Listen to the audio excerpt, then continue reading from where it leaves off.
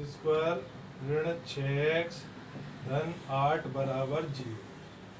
तो मैं इसमें तीसरा पद धन का है तो जोड़ने पर मिलेंगे, तो 8 के गुणनखंड कर लेता हूं मैं। 2 चौको 8, 2 दूनी 4 और 2 एकम 2।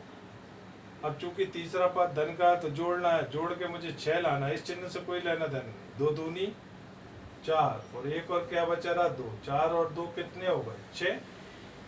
अब जोड़ने पे लाना है तो मैं तो या तो दोनों प्लस लगाऊंगा या दोनों माइनस, क्योंकि घटाने पर होता है एक प्लस एक माइनस, तो जोड़ने पर मुझे माइनस के चाहिए। तो अब मैं 4 के आगे भी माइनस लगा दूंगा, 2 के आगे भी माइनस, क्योंकि दोनों समान चिन्ह होना चाहिए। तो दोनों के आगे ऋण ऋण लगा दिए तो ऋण के 4 और ऋण के 2 मिलकर ऋण के 6x हो जाएंगे। और 8 को मैं लिख देता हूँ 4 दूनी 8, जो गुणनखंड किए उसी के रूप में लिख दूंगा मैं। तो 1 2 3 4 हो गए कि नहीं। अब इनमें से मैं x कॉमन लूंगा, तो जहाँ 2x में से एक x बचे रहा है, x बाहर चली गई तो जहाँ 4 बचे रहा है। जहाँ 2 कॉमन आ गए x बच्चे, ध्यान रखना कोष्टक के बाहर जब माइनस चिन्ह होता है तो प्लस की जगह माइनस आ जाता है। तो 2 बाहर चले गए, यहाँ 4 बचा रहा। ये दोनों कोष्टक एक से होना चाहिए। अगर यहाँ चिन्हों का भी अंतर है, समझ जाना कि तुमने कोष्टक के बाहर माइनस था, तुमने उसका चिन्ह नहीं बदला। तो x ऋण 4 में से एक गुणनखंड कॉमन आ गया और बाहर की संख्याओं को एक ब्रैकेट में रख देते हैं तो दूसरा गुणनखंड बन गया, बराबर में क्या हो गया 0। वही मेथड, x ऋण 4 को 0 के बराबर कर दो, ऋण 4 उधर ले जाओ तो 4 आ गया। x ऋण 2 को बराबर 0 कर दो तो उधर ले जाओ तो x बराबर 2 आ गया। यहाँ x के 2 मान आ गए 2 और 4। इस तरह से कोई से भी वर्ग समीकरण को गुणनखंड विधि से हल करने आए तो उसके 2 ही गुणनखंड निकलते हैं, और दोनों गुणनखंड जब बराबर 0 के हो जाते हैं तो 2 मूल निकल जाते हैं, मान को ही अपन मूल कहते हैं। तो ये तीसरे पद पर डिपेंड करता है। अब तीसरा पद आप अगले सवाल में ये है ऋण का, जरा इस पे चर्चा कर लेते हैं। जब ऋण का है तो क्या होगा,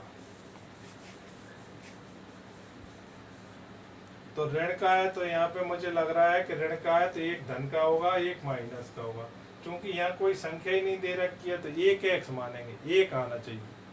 तीसरा पद ऋण का है तो घटाना पड़ेगी, घटा के एक आना चाहिए। तो मैं 12 के गुणनखंड कर रहा हूँ, 2 छक्के 12, 2 3 6 और 3 एकम 3। अब घटाने में तो अपन देखें 2 दूनी 4, एक संख्या बन गई और एक बन गई 3। तो 4 में से 3 घटाओगे तो कितना बचेगा 1। तो इसका मतलब 1x लाना है, और वो भी 1x काय का लाना है धन का। तो 4 जो बड़े थे वो धन के रहेंगे, 3 जो छोटे थे वो काय के रहेंगे ऋण के। तो यहाँ मैं क्या करूँ कि 4x धन के और 3x ऋण के, और 12 को वैसा का वैसा 4 3 12 गुणनखंड के रूप। फिर मैं इसमें से कॉमन लूंगा तो x आ जाएगा, तो अंदर बचा रहा x धन 4। यहाँ से ऋण 3 कॉमन आएगा क्योंकि x तो आता ही नहीं है, 3 3 दोनों साइड है, जहाँ x बचा रहा। अब फिर से ध्यान रखना पड़ेगा, बाहर माइनस लिया है तो ये ऋण का धन हो जाएगा और बराबर में 0। ये दोनों एक से आ गए तो ये गुणनखंड फिर मैंने कॉमन ले लिया। तो दूसरे में बचा रहा बार क्या था x और ऋण 3, उसे एक कोष्टक में बंद कर दिया। तो x धन 4 बराबर 0 और x ऋण 3 बराबर 0। तो धन का 4 उधर गया, ऋण का 4, तो ऋण के 3 उधर गए, धन के 3, ये उत्तर आ गया। अब अगली चीज अगले वीडियो में देखेंगे।